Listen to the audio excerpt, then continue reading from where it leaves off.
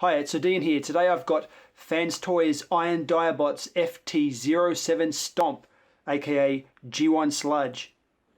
It seems like I've been waiting so long for this guy to come out. Everyone else has been churning out their robot dinosaurs, but FansToys had this big gap between their version of Snarl and their version of Sludge. But I'm glad for the wait, because this thing was quite expensive and I really needed a break from paying so much money. But I saw it pop up on chmungmung.com the other day and it was in stock. So same day I just hit order and got it sent out.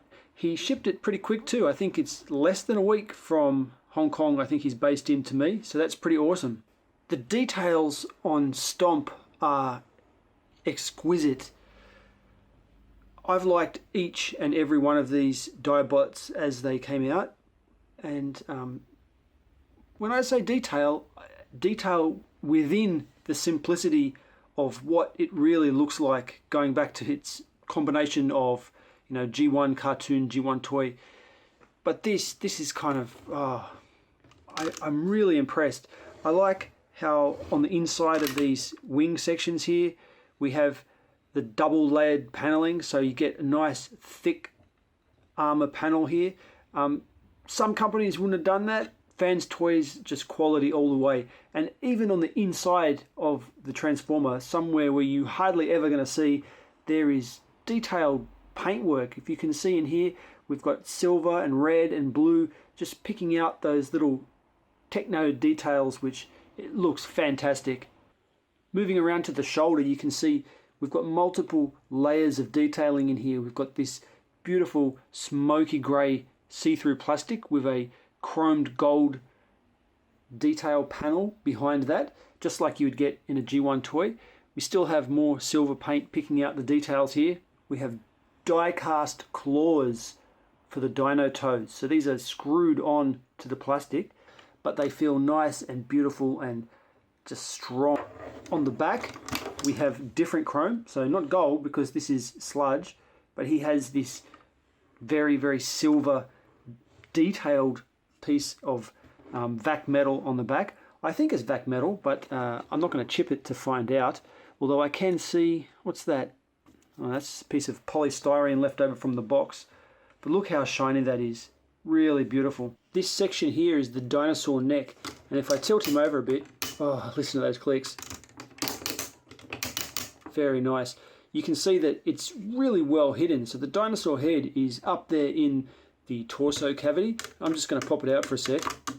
When it ships, there's actually a piece of plastic wrapped around this, so any kind of vibrations in transit aren't going to scrape the chrome off, but I'm going to be pretty delicate with it to avoid that myself in the future. Now that's a heavy ratchet in and of itself, which locks that neck in quite securely.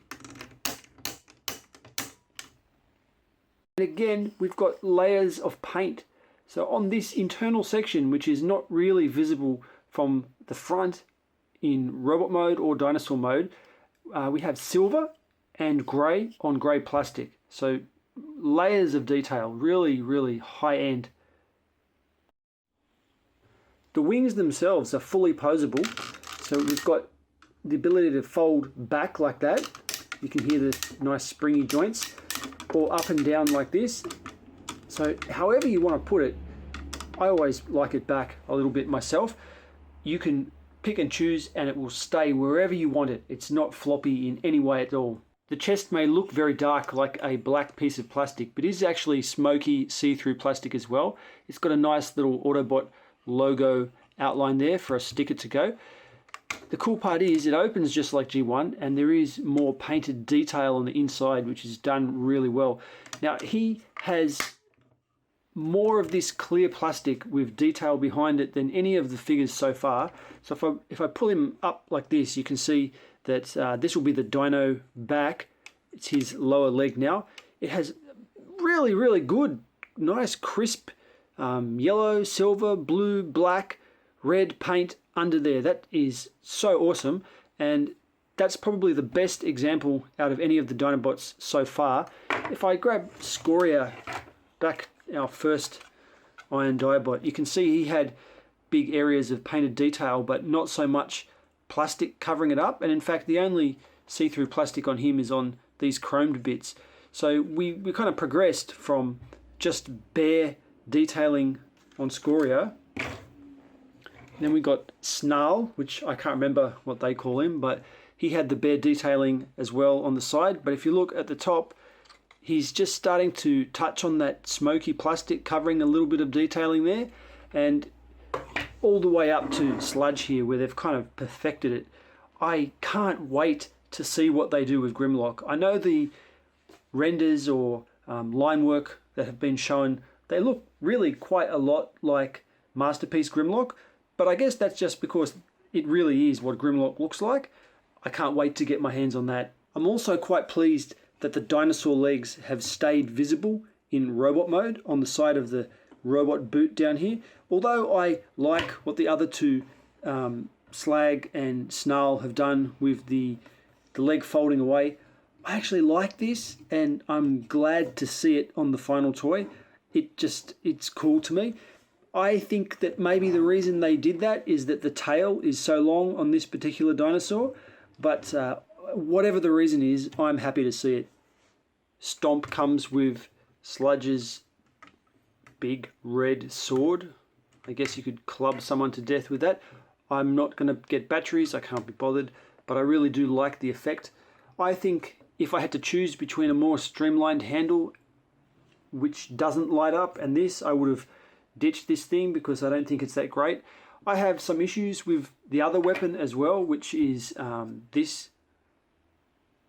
Now, I know the Dinobots had rocket launchers, but this is the only gun weapon that we get. This is not... It's hard to see how it went so wrong with the weapon, to be honest. Such a absolutely perfect looking figure that they've come up with. Awesome transformation, awesome detailing, everything just lovely. And then this thing as the gun. I have a really hard time understanding what they think when they're doing that. FansToys must just like the way that looks. Some part of me hopes that they're going to release the weapons separately later, and then we'll have some really nice guns. But I really don't see that happening, because it would just kind of piss people off to no end. The gun is an essential part, and to leave it out would be really a dick move. So I'm guessing, unless somebody else makes it, this is the gun that we're stuck with. For comparison, in robot mode, I think we'll start with Optimus Prime. Now, I've said this before in the other videos. I think that FansToys Dinobots, even though they're so huge, I think really that size is perhaps better scaled to a Class X. But it does look really, really good with Optimus, and he is bigger than Optimus. So in depending on what your source material is, it can be pretty close to scale. What else have I got here? If I reach over the other side, just for no reason, because it's sitting on my desk. What was this called? Sigma 6, I think. Really can't remember. 6-shot, anyway. Third-party 6-shot. I love this toy. I hadn't looked at it in a long time. That's why he's out at the moment. I just wanted it on my desk. But putting him next to Sludge here, very, very close to the same height. Although there is no comparison in the level of engineering. I love both of these, but the workmanship and detailing and just the difficulty rather in what they've done is through the roof on FansToys authoring, whereas this Sigma 6 toy is although beautiful but simple. And also for no reason, here's G1 Shockwave, who was actually on the floor, I just noticed. So let's have a look. Now Shockwave is actually an enemy of the Dinobots, so it turns out pretty good to do a comparison with him. Time for transformation. Right, so let's start off by getting these fists packed away. As usual, make sure that they're nice and square so that you don't get stuck later on. Nice little touch how the claws separate to let them in. Pop open this panel. Just going to do that to start off. Pull the head out, like to get it up there and out of the way. Next, get these back out of the way a bit. I just flip that up like this. I'm going to turn the whole body around on the waist.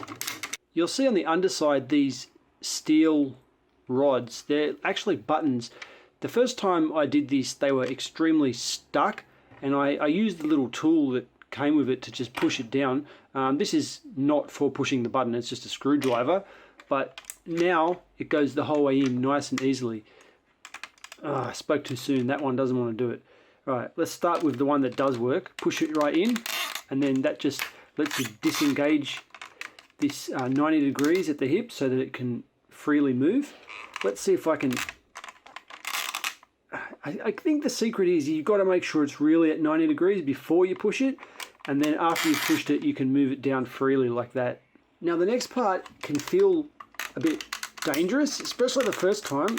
Like, requires quite a bit of force, and that's to extend this. If you miss this step, you'll be scratching your head later on thinking why nothing fits together. It needs to be done, but I think this is my least favorite part of the whole thing, just because I don't like yanking on things. I'm afraid that it's going to pop off. Next, we want to just get this out of the way so that we can get this bit and move it outwards. So I'm going to show you from the other direction by doing it on the other leg. Pop it out and then swivel it up like this, and then you'll see that it forms a nice seam with the rest of the outer shell, so that it's flat. There's no, like, it's not indented. Next, what I'm going to do is just collapse this back like that, and then I'm going to fold it the whole way down like that, and that makes it take up less space so that you can rotate it underneath this peg, because you'll see this bit sticking out stopped it from going the whole way around. Once you've done that to both sides, go ahead and rotate the lower legs so that the dino legs are bumping into each other like that. That just gives you the flexibility to bend it in that direction. Now that I have that clearance, I'm going to fold the knees sideways and just get it up here like that, doing the same on both sides. Now, if you've done it right, you'll be able to line up these tail sections, give them a good squeeze, like so.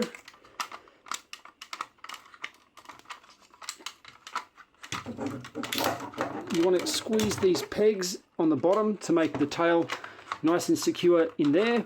Now the tail is going to peg in. I've come undone at the top. It's such a big toy. There's little tabs up here, and what you want to do is stretch this out so that the tail can actually tab in up there too. There we have the tail. Looking back at our head here, now that we've pulled out the dino head, we can rotate the robot head back in and close that up. Now you see, because I've bent these shoulders at their main joint all the way up like that, it gives the ability to close this. But we don't want to fully close it yet. We just want to kind of get it halfway there, because the next section here is going to slot in behind that panel just to lock it all in. So we don't want it to be the whole way. We want it to have just a little bit of give so that we can get it around this like that. Once it's in there, give it a good squeeze. So heavy. Bend the legs down out of the way. We need to just pop it open like this. Get your fingernail or something in here.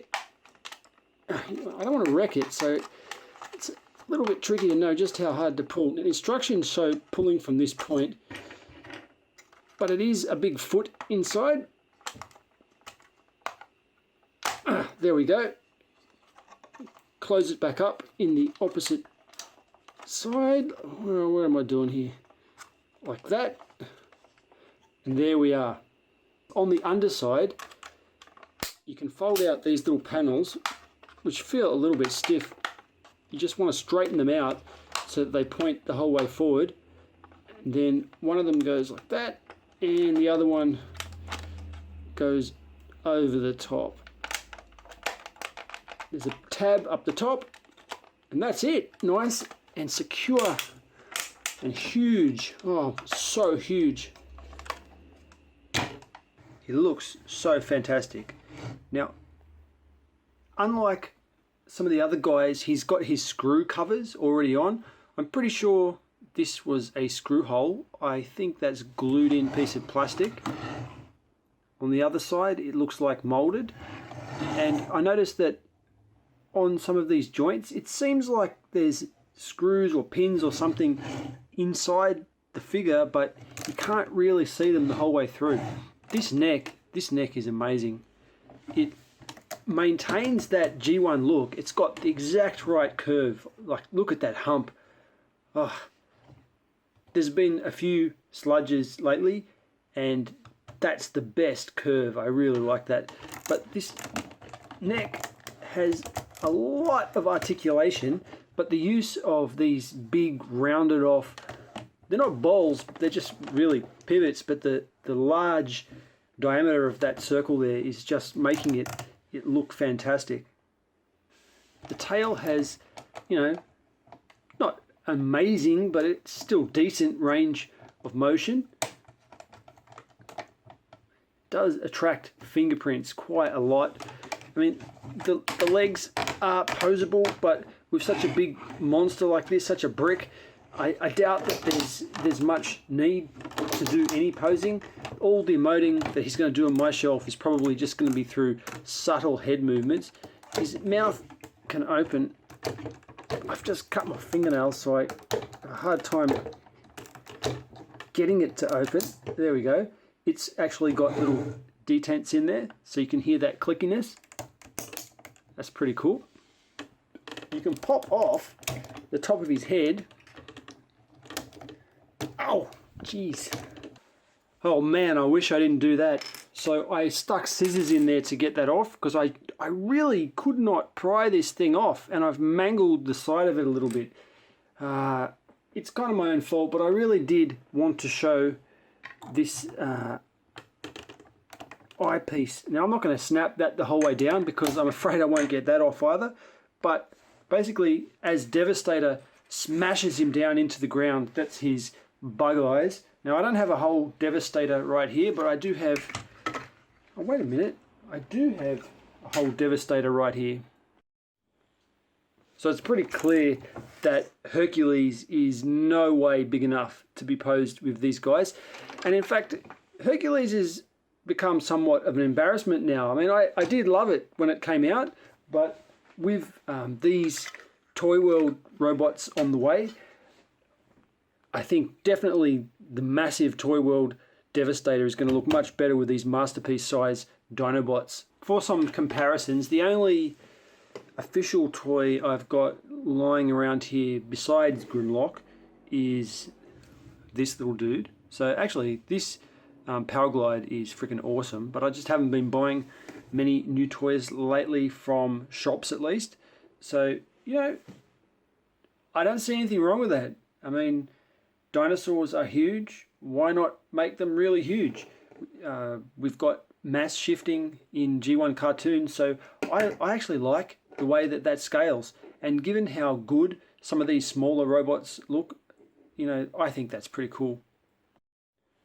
Next, this is Toy World's Muddy, another third-party sludge. And, you know, stick them like that, you can see there's a real world of difference.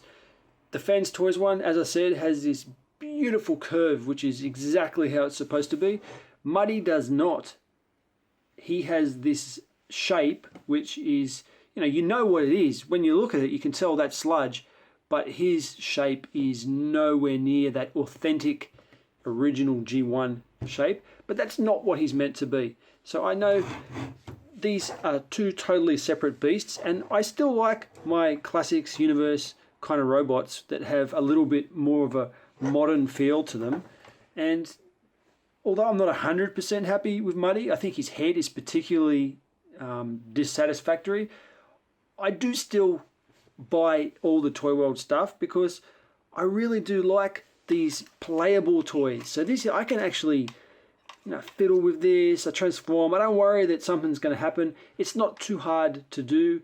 I don't worry that I'm going to rub the chrome off because it's not as, it's not the definitive sludge that I've got to keep on my desk. It's just fun. And I like putting in with some of my other fun stuff, and I find it fun. But for the shelf that I look at every day when I'm walking past, well, FansToys Masyerpiece, that's what this is perfect for. Right, now the comparisons with his brothers. This is getting to the stage where it's actually a bit hard to get them on camera. Now, I do want to put them all out, but I don't think I actually can get them all on camera at the same time. But I think they've come a long way. We started with Scoria. What are they? What's the real name of Scoria? Slag. And, he had this weird shape. And if you look at the cartoon, and I have looked at the cartoon, sometimes he did really have that weird shape. So there's nothing wrong with this. But there was some, for my one at least, a little bit of, plastic fused up here. And this whole thing was a bit difficult to get pegged in. We progressed through the other Dinobots, all the way up to this one. This feels, kind of perfect.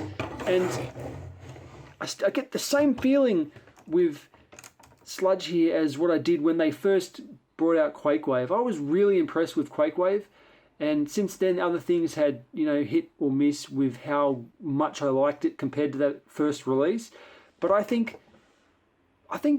this is the best thing now from FansToys. I really like this Sludge. Next to Snarl, they do look good together, don't they? I still like Sludge here a lot better than Snarl. I think there's something about the head on Snarl here. I know it's kind of authentic, but it just doesn't nail it for me. I think the original G1 toy, it came to more of a curve. Like these sharp edges are what make me a little bit unhappy, whereas Sludge has got, or Stomp, I think they're calling him Stomp. Yeah, his head really has some nice curves happening on him. They've moved away from the edge, gone with the curves. And the same can be said for their version of Swoop. Now, I really like this Swoop as well, but again, he had a more severe kind of detailing on him. His edges are just a bit too sharp, and given that they're trying to be really sticking to the roots of where these characters come from, I was very surprised not to see curves on the beak of this dinosaur here. And that leaves us with Masyerpiece Grimlock. So I really like it, still really like it, especially the dinosaur modes. All of these guys, I really like the dinosaur modes. Just passable. I think Grimlock probably scales a little bit better with Stomp compared to the other Dinobots from FansToys, just because he is smaller, and this Brontosaurus is supposed to be pretty big, so they do look very good together. And I'm not unhappy with Grimlock, but I am really looking forward to what FansToys do with their version of Grimlock. Now, one thing that Grimlock, what's this? The Hasbro one? Yeah, Hasbro. You can tell by these red stripes here.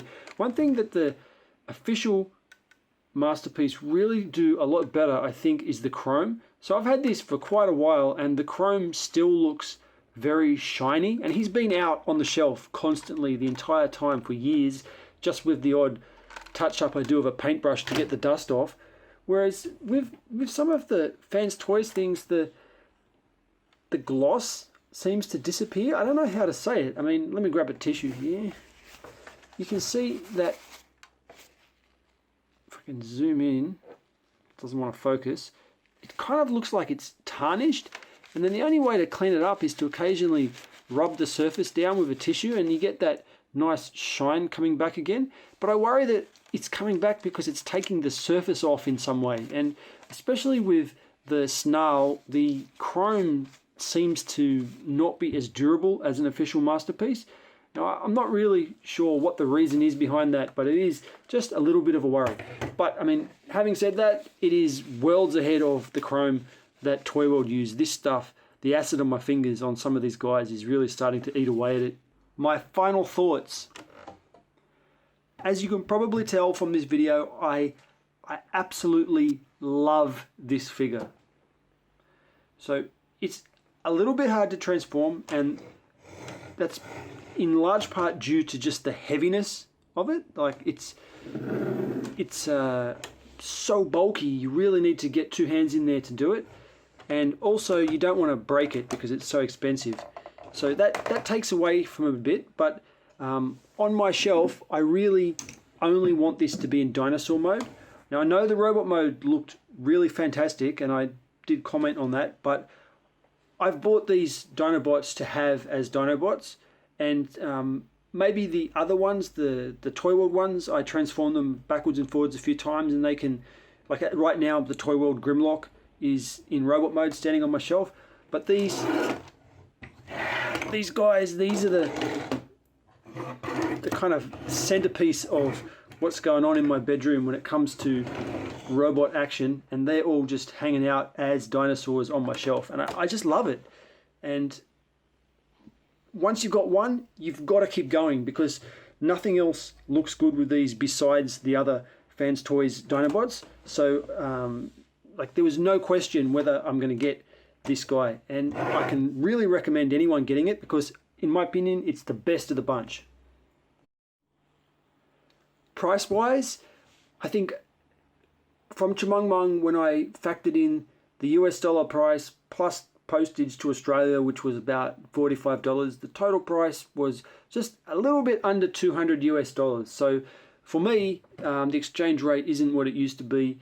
It was pretty close to $300 by the time I got this in hand, and that's a pretty big price tag to be paying for what is really a toy. But I feel like it's worth it. I mean, obviously I wish I didn't have to pay that much, but I don't regret buying it. So that's been my video review for FansToys Stomp. I'm odeean. Thank you for watching.